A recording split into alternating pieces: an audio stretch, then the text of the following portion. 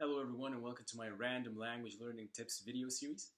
In this video I'm going to talk about something that is very straightforward, and I think a lot of you will have no problems associating with this, and probably a lot of you all are using this little trick or technique, but still there might be some people who do not know how well this works, so I wanted to talk about it nevertheless. So I'm going to talk about writing in this short video and how you can improve it.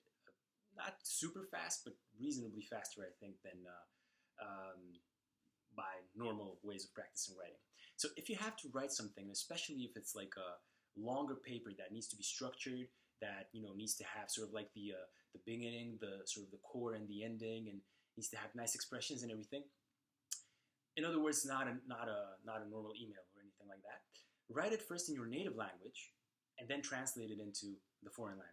Now, this sounds really very straightforward and very easy, but think about it, just pause for a moment and think why this is actually a huge difference compared to writing something that you're writing in the foreign language directly.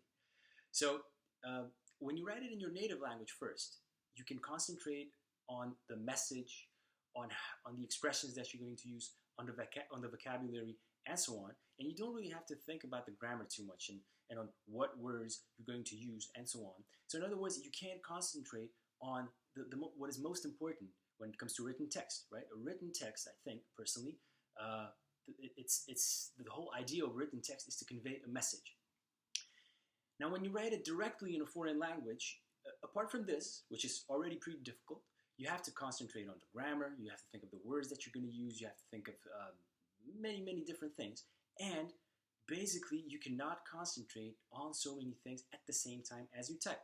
As a consequence, your message gets kind of lost in the text, and that's bad, because once you have your text finished in the foreign language and a native speaker reads it, he doesn't really get what you're trying to say. And this happened to me many times. It's my personal experience and the experience of my friends. I was when I was having my Russian classes as a beginner, I wanted to write something before every class, like maybe one page of text, maybe of something that happened to me, or some stories that I want to share, and so on. And the first couple of texts I wrote in Russian directly, and it was terrible. I mean, not because of course I made a lot of mistakes when it comes to grammar, and I used wrong words and all that, but the greatest mistake was that the text was a mess. I mean, the sentences didn't connect too well.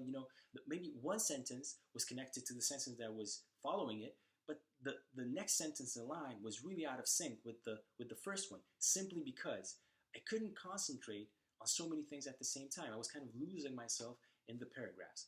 And then one day I thought, all right, let me first write this in Slovak, prepare this, and then just translate it into Russian. And boom, there I had a beautiful Russian text, which was perfectly sequenced, very well structured. Of course, it was full of mistakes, but when it comes to the message was very clear. And the same thing happened to me when my Taiwanese friends asked me to sort of check their whatever they had to write in English. And it was, it was pretty well written when it comes to grammar and the expressions that they chose, but the message was very messy. I really didn't I did kind of understand what they were trying to say, but the sentences didn't connect too well. So what I'm trying to say with this is, when you want to practice writing, or you just have to hand in a paper, it is a very good idea to first write it in your native language and then translate it into the foreign language. Now, of course, you can't do this forever.